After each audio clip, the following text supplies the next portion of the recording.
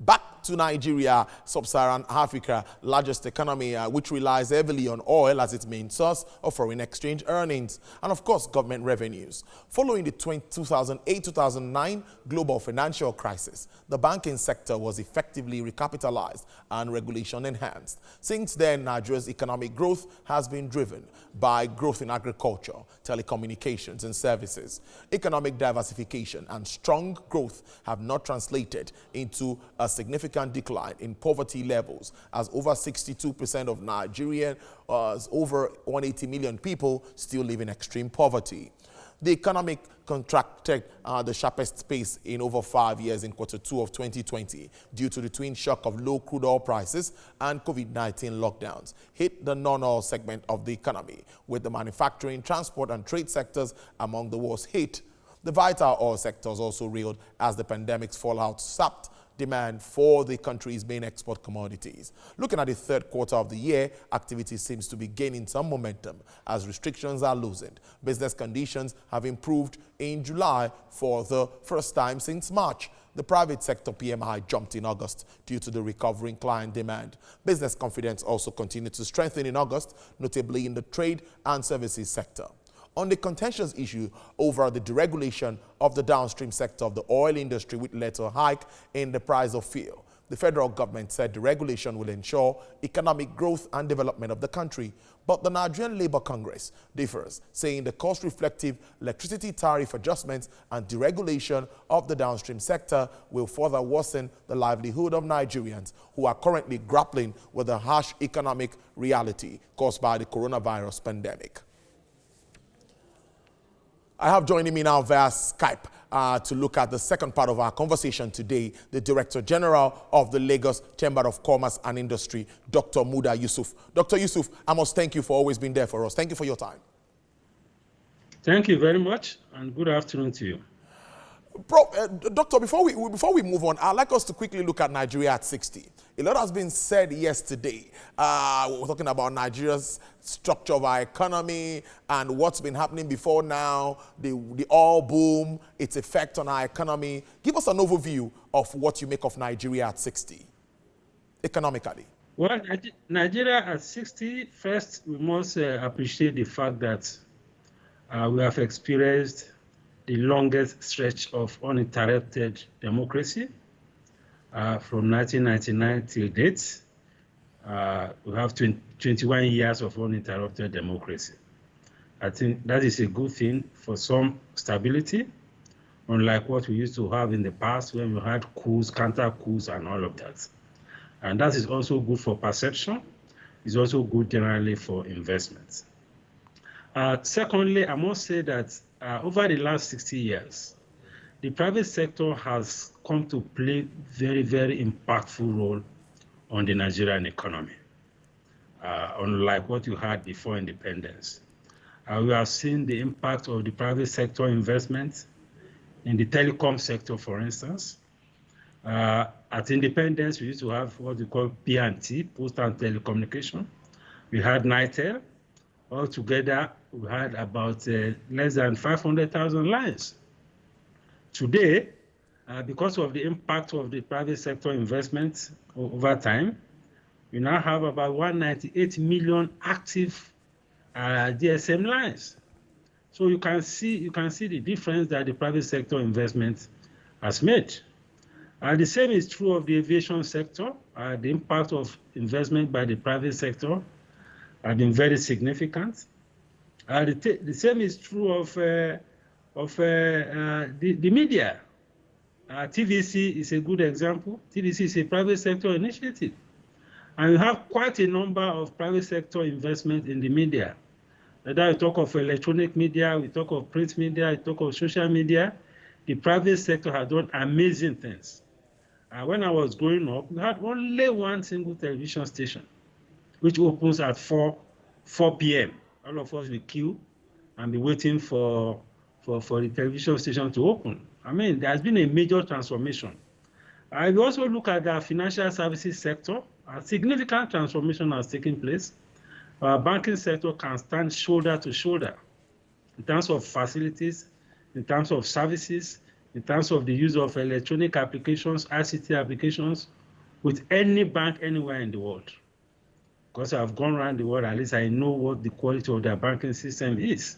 There may be issues around regulation, around the macroeconomic environment, but as a sector, the sector has done very well.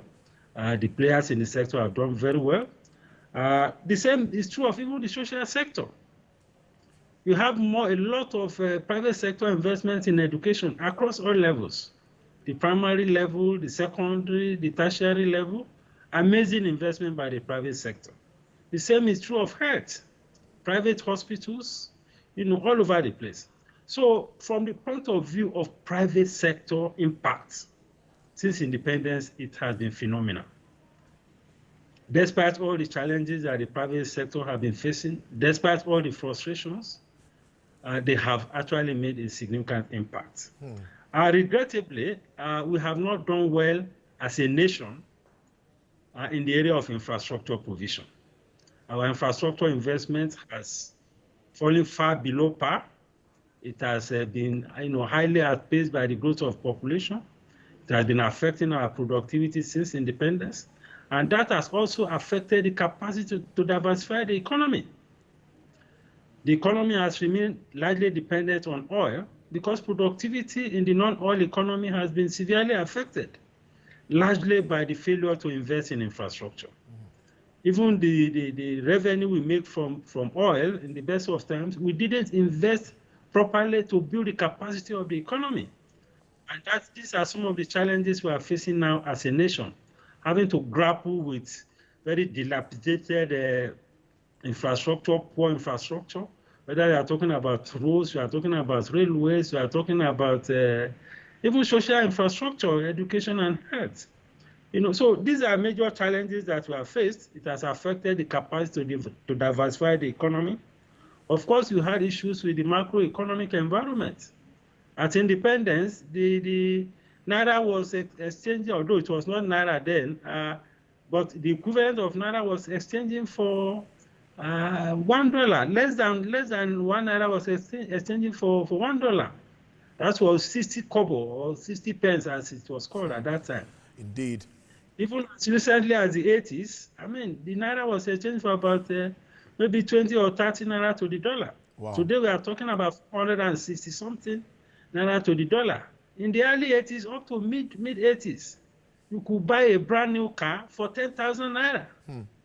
Today, 10,000 Naira cannot even buy the tire of the car. Indeed, Dr. Yusuf, I know I see that passion. I know you can go on a very detailed overview there of Nigerian economy and role of private sector, where we've got it right and what we need to do to get better.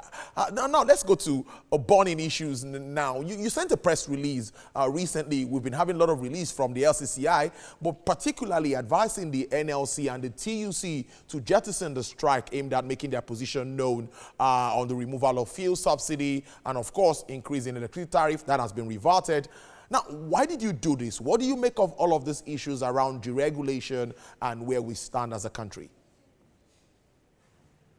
Well, as a country, as a government, and as a people, we have a responsibility collectively to ensure that we build an economy that is sustainable.